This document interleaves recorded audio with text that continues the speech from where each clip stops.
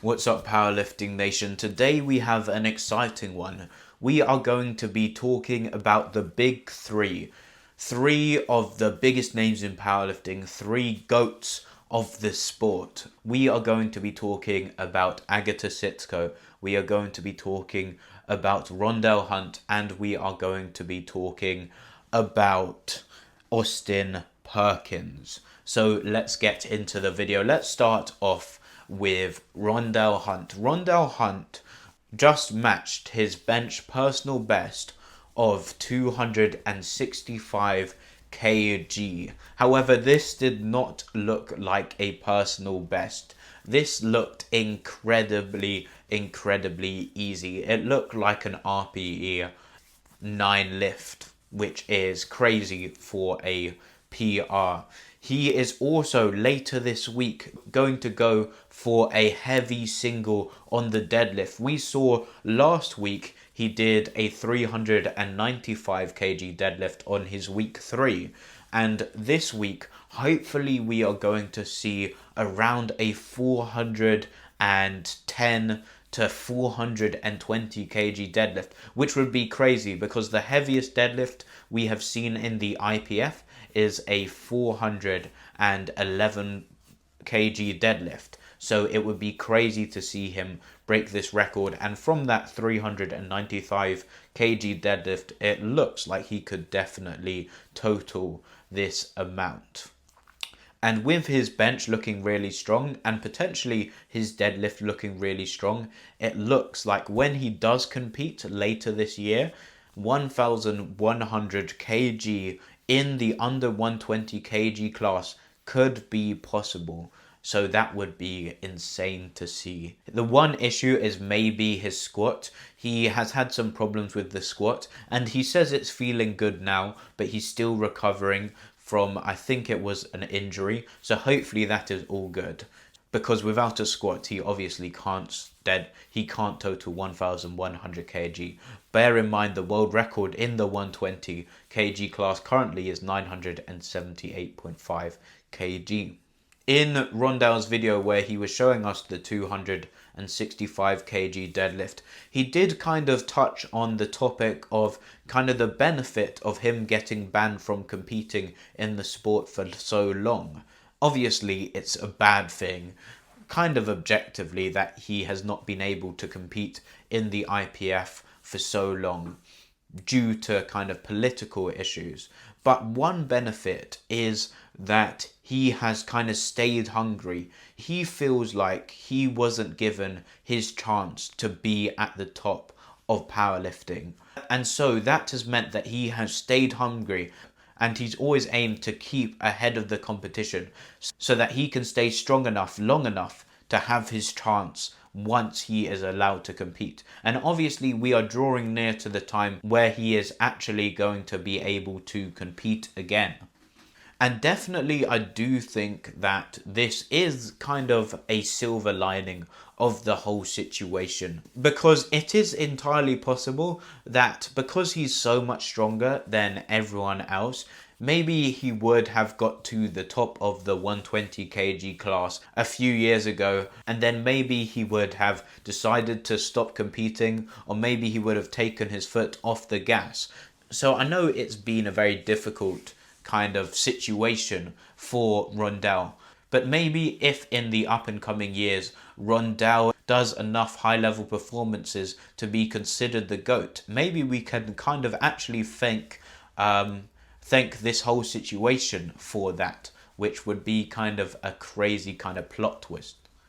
But moving on to our next GOAT. Obviously they can't all be GOATs, but all three of these do have a argument to suggest that they are the GOATs of powerlifting. I think the only person which is undeniably the GOAT is Agata Sitko. She is undeniably the GOAT of female powerlifting, in my opinion. But I believe she is also the GOAT of both male and female powerlifting. But speaking of Agata, let's move on to Agata Sitko's training. Well, obviously at Sheffield, Agata did an insane performance. She obviously did a 628 kg total and got her back-to-back Sheffield win, which we didn't think we would be able to see. However, Agata is still hungry, which is insane. She has so many aims. She wants to cut down to the 63 kg class and break the world record there later this year. She wants to become the first woman to do a 10 times body weight total this year. She also wants to win the World Games this year. She wants to become world champion. And eventually in 2026, she wants to move up to the 84 kilogram class and battle Amanda Lawrence, who many people used to consider as the GOAT of female powerlifting. But the story for today is that Agata has decided to move up to 7 SBD days a week. She is going to be squatting, benching, and deadlifting 7 days a week. She used to be doing 6, which everyone thought was crazy, but now she is going to be doing SBD days every single day of the week. This is just crazy. The level of commitment is insane. And to be honest, this kind of relentless attitude is a lesson to all of those powerlifters out there who want to be at the top of the sport. You need to take this sport seriously, because there are people that are taking the sport seriously, and those are the ones that are going to get those serious results. It's going to be exciting to see what Agata does in the next year. And to be honest, I don't know what Agata is going to do when she wants to do more than 7 SBD days a week. Is she going to decide to do 2 SBD days per day? I don't know, but it is inspirational. So at Sheffield, Austin Perkins didn't have the day he wanted. He was disappointed with the day. However, despite having a disappointing day, he still broke his personal best, and his total world record of 843 kg, which he did at Sheffield, still was good enough to give him the highest pound for pound performance we have seen in natural raw powerlifting. He has the highest points on all 3 powerlifting formulas, so formulas that compare between people of different weight classes. So he has the highest dots, he has the highest GL points, and he has the highest Wilks points from his Sheffield performance. So he had an insane performance. He just suffered because the world record had been pushed up so high by him in the 74 kg class that it was difficult for him to break the world record by a very high percentage in order to win Sheffield, which is ranked by breaking the world record in your respective weight class by the highest percentage. But one thing I noticed from Sheffield is that in general his lifts are incredibly fast. But I think sometimes the fact that his lifts are fast can sometimes be misleading, because looking at a lot of his lifts, it makes you feel like he could definitely do a crazy 1 rep max. However, I think Sheffield did show that his top end is maybe not as high as everyone thought, just because he doesn't have that ability of kind of grinding through those lifts. However, just yesterday we saw Austin squat 320 kg for 2 reps. Now this is really interesting because only 2 weeks ago at Sheffield, Austin Perkins did a 323 kilogram squat, which was a world record in the 74 kg class.